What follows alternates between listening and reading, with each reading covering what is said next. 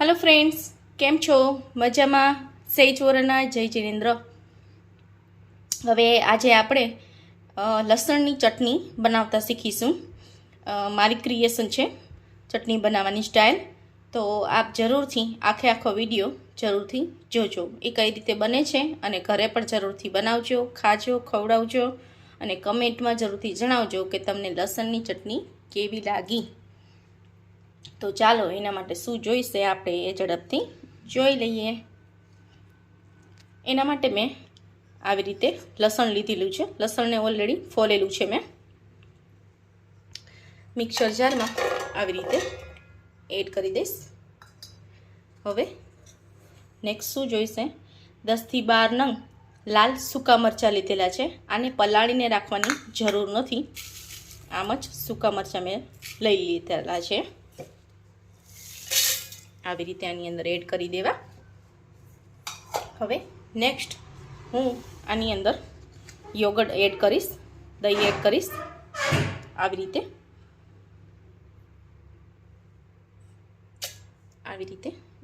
2 થી 3 ચમચી આની અંદર બરાબર રીતે દહીં એડ કરવું।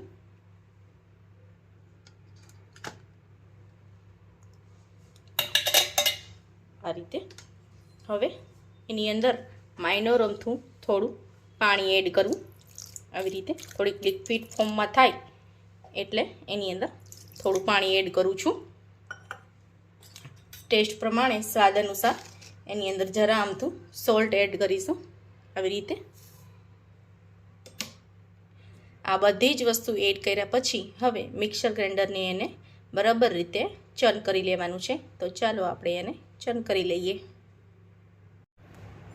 ચર્ન કરતાં પહેલાં આપણે આની અંદર લાલ મરચાં, તો સૂકા લાલ મરચાં બરાબર રીતે લીધેલા છે। આ ચટણી થોડીક સ્પાઇસી બનશે એટલે એને એડ કરવામાં દાબેલી અથવા તો તમે સેન્ડવિચ છે, દાબેલી છે, અને હમણાં જ જે મેં જસ્ટ વિડીયો મૂકેલો છે પુડલા સેન્ડવિચ। હવે પુડલા સેન્ડવિચમાં તમે લસણની ચટણીનો ઉપયોગ કરશો તો લાલ મરચું હું જરા આમથું એને કલર આવે એના માટે આવી રીતે હાફ ટેબલ સ્પૂન લાલ મરચું નાખેલું છે। પણ હા, આને બહુ સ્પાઇસી બનશે એટલે જરાક અમથી જ સ્પ્રેડ કરવી, બહુ બધી ના સ્પ્રેડ કરવી। હું તમને બતાવું છું પછી પુડલા સેન્ડવિચમાં કઈ રીતે સ્પ્રેડ કરવી એ પણ તમને જરૂરથી બતાવીશ। તો ચાલો હવે આને ફાઇનલી ચર્ન કરી લઈએ। આ રીતે ચર્ન કર્યા પછી આવી રીતે લિક્વિડ ફોર્મમાં થઈ જશે। જુઓ, નજીકથી પણ બતાવું છું। આવી રીતે પણ થોડીક સ્પાઇસી બનશે, થોડી વધારે સ્પાઇસી, તો આને ઉપયોગ કરવામાં બહુ જ વિચારીને સમજીને કરવો, થોડી સ્પાઇસી બનશે એટલે। હવે એક પેનમાં આવી રીતે થોડું તેલ લઈને 3 થી 4 ટેબલ સ્પૂન તેલ લીધેલું છે અને એની અંદર 1 ચમચી મેં રાઈ એડ કરેલી છે। આવી રીતે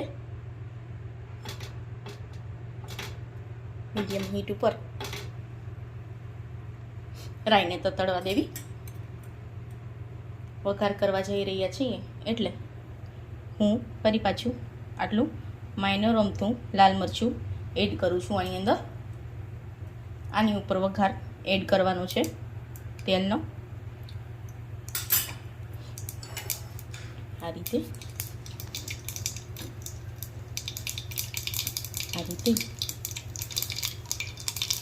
રાઈ તતળે છે આપણે।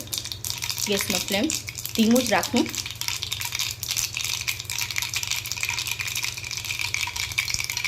સારી રીતે રાઈ તતળી જાય પછી ગેસની ફ્લેમ બંધ કરી દઉં છું। હવે ફટાફટ એને ગરમ તેલને આની ઉપર ધીમે ધીમે એડ કરતા જઈશ।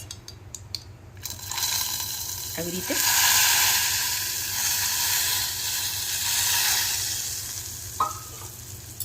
એડ કર્યા પછી બરાબર રીતે હલાવી લઉં।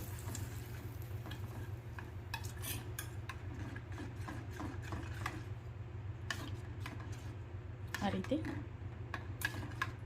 જુઓ, આપણી લસણની ચટણી ફાઇનલી આ રીતે બનીને તૈયાર છે. આને તમે સ્ટોરેજ પણ કરી શકો છો.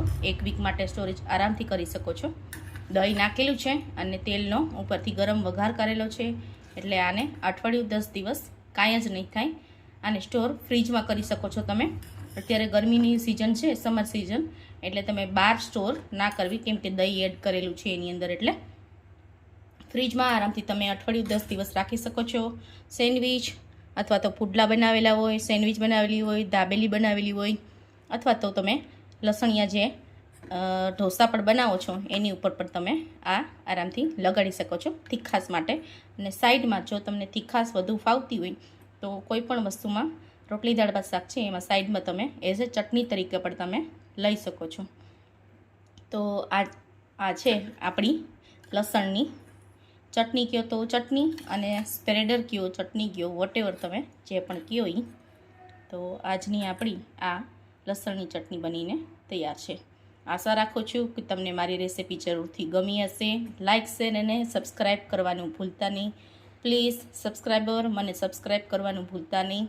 Thank you for watching. એક વખત મારી રેસીપી ઘરે જરૂરથી બનાવજો, ખાજો, ખવડાવજો, અને જરૂરથી મને કમેન્ટ બોક્સમાં કહેજો કેવી બની છે. Thank you friends. Thank you for watching.